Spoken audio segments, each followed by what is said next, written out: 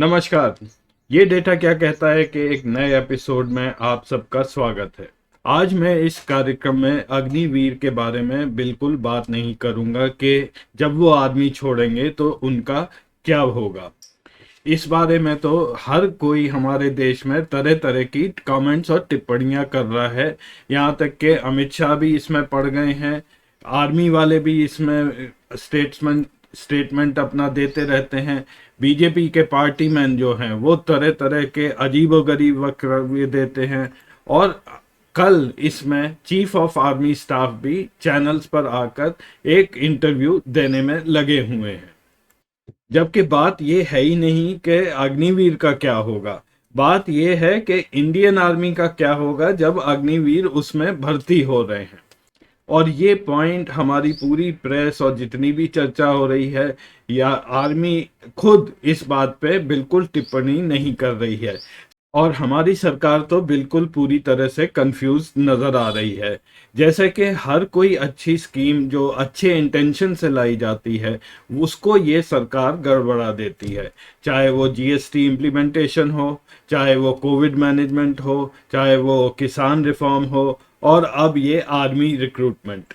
मेरे को एक बात बिल्कुल नहीं समझ आती है कि अग्निवीर के री एम्प्लॉयमेंट को लेकर इतना बड़ा पॉलिटिकल हंगामा क्यों बनाया जा रहा है और क्यों आर्मी इसके बीच में जो यूनिफॉर्म्ड ऑफिसर्स हैं वो क्यों इसमें पड़ रहे हैं। ये एक पॉलिटिकल इश्यू है और आर्मी को इससे बाहर रहना चाहिए और केवल पॉलिटिकल जो मास्टर्स हैं उनको सामने आकर बात करनी चाहिए।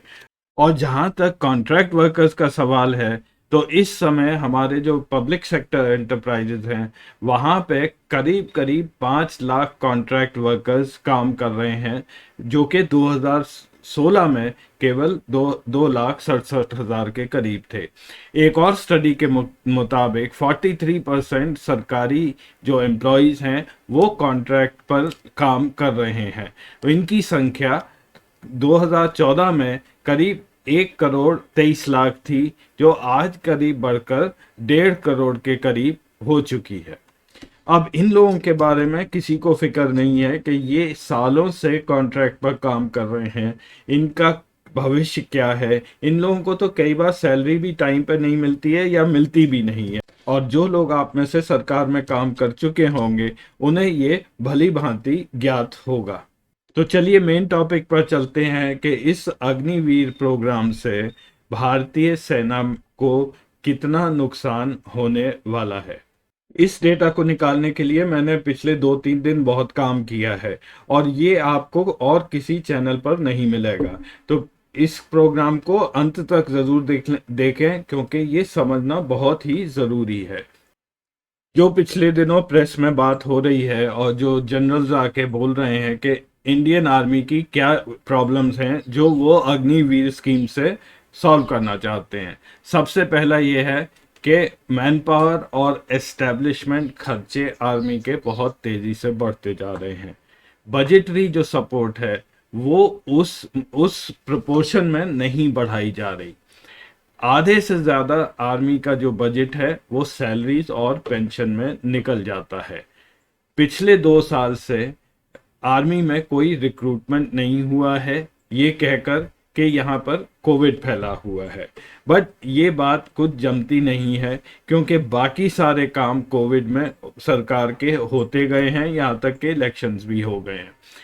आर्मी हर साल करीब 60,000 सोल्जर्स रिक्रूट करती है। तो इस मुताबिक हम करीब 1 लाख से 1,20,000 तक हमारे आर्मी में इस वक्त शॉर्टफॉल है सोल्जर्स की। और लास्ट में कहते हैं आर्मी में जो एवरेज एज है वो एक अनडिज़ायरेबल लेवल पर 32-33 साल की है, जी इसको कम करना बहुत ज़रूरी है। अब मैं आपको स्टेप बाय स्टेप डेटा दिखाऊंगा और ये देखेंगे कि क्या आर्मी की ये प्रॉब्लम्स अग्निवीर प्रोग्राम से सॉल्व हो रही हैं या नहीं। तो सबसे पहले एक नज़र डिफेंस बजट पर। इस साल का डिफेंस बजट 5,25,000 करोड़ के आसपास है। ये पिछले साल से 9.8% ज़्यादा है। पिछले साल ये 4,78,000 करोड़ के आसपास था। देखने में अच्छा लगता है, लेकिन इन्फ्लेशन पिछले साल 4.89% था, तो रियल टर्म में ये केवल 5% ही बढ़ा है। इसमें चार कंपोनेंट्स होते हैं। Civil defence, defence services revenue, यहाँ पे सैलरीज और आर्मी को चलाने के सारे खर्चे होते हैं, ये करीब 9.9 या 10% बढ़ा है। डिफेंस सर्विसेज का कैपिटल, जो हम हथियार वगैरह खरीदते हैं, वो 12.8% बढ़ा है। और डिफेंस पेंशन 3.3% ही बढ़ी हैं। इन्फ्लेशन निकाल दें तो ये पेंशन्स भी घटी हैं। चिंता का विषय ये है कि पेंशन्स जो हैं वो पूरे बजट की करीब 23 से 24% बढ़ी हुई हैं, और ये बढ़ती ही जा रही हैं।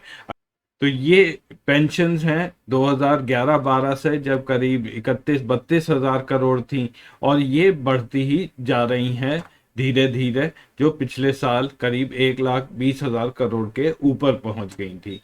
और उधर जो कैपिटल आउटले है, यानी कि जो हमें वेपन्स वगैरह खरीदने के लिए जो बजट होता है, वो एज अ परसेंटेज घटता जा रहा है। तो in fact non productive man power को फीड करने के लिए हम अपने कैपिटल परचेजेस कम करते जा रहे हैं। तो पेंशन, जैसा मैंने कहा, बजट का 23% है, कैपिटल 31% है, इसमें 2% की वृद्धि हुई है। और रेवेन्यू जो है उसमें 1% की वृद्धि हुई है, पिछले साल से 47% है। लेकिन इन्फ्लेशन लगभग ये सारा पैसा खा जाता है, इसलिए इंडियन आर्मी को कई समझौते करने पड़ रहे हैं और कॉस्ट कटिंग मेजर्स करने पड़ रहे हैं। अब मोदी सरकार कंफ्यूज्ड क्यों है? क्योंकि इशू था आर्मी का बजट को रिस्ट्रक्चर करने की और कॉस्ट रैशनलाइजेशन की। इस एक्सरसाइज को आपने बना दिया है, मिक्सअप कर दिया है अनएम्प्लॉयमेंट के साथ, और इन दोनों को इस तरह से पेश किया गया कि सारी हिंदुस्तान में एक तरह का बवाल सा मचा दिया। अब मैं आपका ध्यान आकर्षित करता हूं राज्यसभा में पूछे गए दो प्रश्नों पर।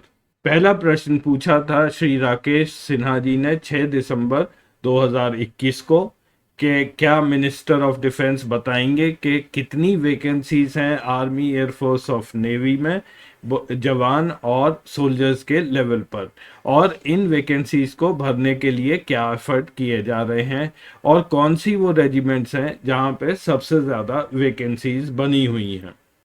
Minister of state Shri Ajay Bhatt ने इसका जवाब दिया, और उनका जवाब जरा ध्यान से आप देखिएगा। सबसे पहले तो उन्होंने वैकेंसीज के बारे में बताया। जो आर्मी में 7,446 ऑफिसर्स की कमी है, 97,177 जेसीओ या सोल्जर्स की कमी है। एयरफोर्स में 621 ऑफिसर, 4,850 एयरमैन, और इंडियन नेवी में 1,265 ऑफिसर और 11,166 सीमैन। पूछा यह गया था कि क्या एफर्ट्स आप कर रहे हैं ये वैकेंसीज भरने के लिए, तो उस संदर्भ में मिनिस्टर साहब ने कोई भी जवाब इसमें नहीं दिया है। केवल एक लाइन डाली है कि डेफिशिएंसी सारी आर्म्ड फोर्सेस में बनी हुई है, यानी कि पिछले 2 साल में कोई भी एफर्ट नहीं किया गया है इन वैकेंसीज को भरने के लिए। और ये बात जो दूसरा प्रश्न पूछा था श्री रेवती रमन सिंह ने, उससे भी ये बात बिल्कुल क्लियर हो जाती है। उन्होंने पूछा था कि रिक्रूटमेंट आपने नहीं किया है आर्म्ड फोर्सेस में पिछले साल, तो कब आप करेंगे। और इसके जवाब में उन्होंने मिनिस्टर श्री अजय भट्ट जी ने ये सीधा बोल दिया कि कोविड की वजह से हमने 2 साल कोई भी रिक्रूटमेंट नहीं किया है जो सोल्जर्स और मेंस के लेवल पर। अफसरों का जो है वो रिक्रूटमेंट नॉर्मल चलता रहा है। तो total shortage main and officers की इस वक्त जो डिफेंस फोर्सेस है उसमें बनी हुई है। ऑफिसर्स 9,362 कम है, और सोल्जर लेवल पर 1,13,193, लगभग 1,20,000 की शॉर्टफॉल है। तो हमारी आर्मी करीब 15,37,000 की होनी थी, उसमें फिलहाल 1,20,000 कम आदमी भर्ती हैं। तो आर्मी में 1 लाख सोल्जर्स की कमी है। हम लाए हैं अग्निवीर प्रोग्राम। अब देखते हैं अग्निवीरों से इंडियन आर्मी की क्या शेप बदलेगी। ये जो मैंने डेटा इकट्ठा किया है, ये आर्मी के जनरल्स के इंटरव्यूज से किया है। ये कोई एक डॉक्यूमेंट नहीं है, ना ही आर्मी ने ये पब्लिश किया है। ये तरह तरह के स्टेटमेंट्स वहाँ पे लेफ्टिनेंट जनरल पुरी देते हैं या चीफ ऑफ स्टाफ देते हैं। उससे मैंने ये डेटा अग्निवीर के रिक्रूटमेंट के बारे में यहाँ पर डाला है। हो सकता है इसमें कुछ चेंजेस भी आए आगे चलकर। ये 10 साल का मैंने एक टेबल बनाया है कि हर साल कितने अग्निवीर रिक्रूट होंगे। तो पहले 2 साल 46,000 बोला गया है। उसके बाद धीरे धीरे बढ़ाकर ये कहा गया है कि हम 1 लाख तक पहुंचेंगे और फाइनली 10 साल के अंदर हम 1,20,000 अग्निवीर रिक्रूट करेंगे। तो टोटल 10 साल के पीरियड में हम 8,67,000 अग्निवीर का रिक्रूटमेंट करेंगे। इसमें से जो रेगुलर 25% आएंगे वो 4 साल बाद आएंगे। तो 2026 में 11,500 रेगुलर होंगे और इसी तरह टोटल 10 साल में केवल 1,06,750 अग्निवीर का रेगुलराइजेशन किया जाएगा। और जिन्हें आर्मी रिक्रूट नहीं करेगी वो लोग एग्जिट हो जाएंगे। तो टोटल 10 साल में 3,20,250 लोग आर्मी से बाहर हो जाएंगे। और ये फिगर जो है ये ट्रेनिंग का है, कितने लोग एक साल में ट्रेनिंग पर रहेंगे, ये क्यूमुलेटिव फिगर है क्योंकि एग्जिट या रेगुलराइजेशन 4 साल बाद ही शुरू होता है। तो ये जाके अगर ये फिगर्स रिक्रूटमेंट का रहा तो रफली 4.5 लाख लोग हमेशा अंडर ट्रेनिंग रहेंगे इंडियन आर्मी में। और जो मैं अगला आपको ग्राफ दिखा रहा हूँ वो इस पूरे एनालिसिस का जिस्ट है। उसको आप बड़े ध्यान से देखिए और समझिएगा। ये है 10 साल में इंडियन आर्मी का कंपोजिशन कि कितने रेगुलर रिक्रूट्स रहेंगे और कितने अग्निवीर ट्रेनीज रहेंगे और कितने अग्निवीर रेगुलराइज होंगे। आज की तारीख में इंडियन आर्मी के सोल्जर्स की जो सैंक्शन स्ट्रेंथ है वो है 12,32,976, जो कि ये लाइन दिखाती है। पहला पॉइंट आप नोट कर लें कि हमारी सैंक्शन स्ट्रेंथ तक पहुंचने के लिए भी अगर ये रिक्रूटमेंट होता रहा तब भी हमें 2 साल लगेंगे। ग्रीन बार्स हैं जो रेगुलर आर्मी सोल्जर्स हैं उस साल में। रेड बार्स हैं जो कि ट्रेनीज हैं, अग्निवीर जो कि अंडर ट्रेनिंग है। और ब्लू जो यहाँ दिखाया है वो है उस साल कितने अग्निवीर सैनिक रेगुलराइज होते हैं। क्योंकि आर्मी का रिक्रूटमेंट और किसी तरह नहीं होगा, केवल अग्निवीर स्कीम के थ्रू ही होगा, इसलिए यहाँ पे बढ़ोतरी ग्रीन रंग की बहुत धीरे है। ये जो ब्लू वाले हैं यही अगले साल इधर आ जाते हैं। अग्निवीर अंडर ट्रेनिंग ये सब 1 से 4 साल वाले ट्रेनीज हैं। इनकी संख्या बढ़ती जा रही है और ये धीरे धीरे करके करीब 4.5 लाख के नज़दीक पहुंच जाएंगे। तो टोटल आर्मी उस वक्त अगर हमारी करीब 18.5 लाख होगी तो 4.5 लाख उसमें अग्निवीर ट्रेनीज होंगे, 1 से 4 साल वाले ट्रेनीज। और रेगुलर वहाँ पे केवल 14 लाख ही होंगे। तो एक तरह से भारतीय सेना धीरे धीरे अग्निवीर ट्रेनीज पर डिपेंडेंट होती जाएगी। अब ये अग्निवीर ट्रेनीज का क्या मोटिवेशन रहेगा, क्या डिसिप्लिन रहेगा, ये मैं उसमें नहीं जा रहा हूँ। मैं केवल 2 चीजें यहाँ पर पॉइंट आउट कर रहा हूँ। एक तो अभी हाल के यूक्रेन और रशिया युद्ध में रशियन सैनिक जो यूज किए गए थे वो ज्यादातर ट्रेनीज थे, 17-18 साल के ट्रेनी सैनिक थे जिन्हें ये भी नहीं पता था कि वो युद्ध करने जा रहे हैं। और रशिया की उस वजह से बहुत बड़ी हार भी हुई थी और ये युद्ध इसी वजह से प्रोलॉन्ग भी हो गया है कि उन सैनिकों में लड़ने का मोटिवेशन ही नहीं है। दूसरी चीज, सरकारी दफ्तरों में जब कोई कॉन्ट्रैक्ट वर्कर होता है, उसकी क्या स्थिति होती है, बाकी लोग उसको कैसे ट्रीट करते हैं। तीसरी चीज ये है, जब उसका रेगुलराइजेशन करने का समय आता है, तो क्या पैरामीटर्स होंगे एक सैनिक को भर्ती करने के लिए, एक अग्निवीर ट्रेनी को भर्ती करने के लिए। क्या ये रिकमेंडेशन पर बेस होगा वहाँ के कमांडिंग ऑफिसर का? अगर ऐसा हुआ तो एक तरह से इंटरनल करप्शन भी बढ़ता जाएगा कि जो ज़्यादा बड़ा अफसर है वो अपने आदमी भर्ती करा लेगा।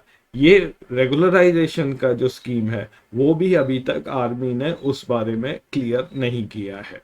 और अंत में इंडियन आर्मी की एवरेज एज का क्या होगा? तो मैंने अग्निवीर के एंट्री लेवल एज 19 साल मानी है।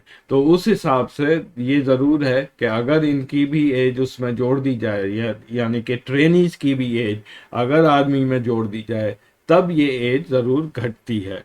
लेकिन अगर आप ट्रेनीज की एज नहीं जोड़ेंगे तो इसमें 33 साल वाला जो एवरेज एज है उसमें कोई खास कमी नहीं आएगी। तो कितनी आर्मी की प्रॉब्लम्स इससे सॉर्ट आउट हुई हैं? एक तो पेंशन बिल ज़रूर लॉन्ग रन में कम हो जाएगा, क्योंकि आपके पास जो वीर सैनिक हैं उनको आप पेंशन नहीं देंगे, तो वो निकलते भी जाएंगे और बहुत कम उनमें से रेगुलराइज हो रहे हैं। इंडियन आर्मी अग्निवीर ट्रेनीज पर डिपेंडेंट रहेगी, ये कोई बहुत अच्छी बात नहीं है। एक तरह से भारतीय सेना को एक नया स्ट्रक्चर दिया जा रहा है। ये कितना सही है कितना गलत है इस पर डिबेट होना चाहिए, ना कि अग्निवीरों का क्या होगा आर्मी से निकलने के बाद। कोई भी 25 साल का युवक अगर उसके पास 10-12 लाख हो तो वो इस देश में अपना भविष्य खुद निर्धारित करने में पूर्ण सक्षम रहेगा, चाहे जैसी भी उसकी ट्रेनिंग हुई हो। और इसलिए ये बात ज़रा हजम नहीं हो रही है कि डिफेंस चीफ्स क्या वाकई में इस स्कीम के लिए माने थे, या ये ऊपर से उनको इंस्ट्रक्शंस दिए गए। बात ज़्यादा ज़रूरी है भारतीय सेना की कि अगले 10 साल में क्या होने वाला है। तो आज के एपिसोड में बस इतना ही। अगले हफ्ते फिर मिलेंगे कोई नया एपिसोड लेकर। तब तक के लिए नमस्कार।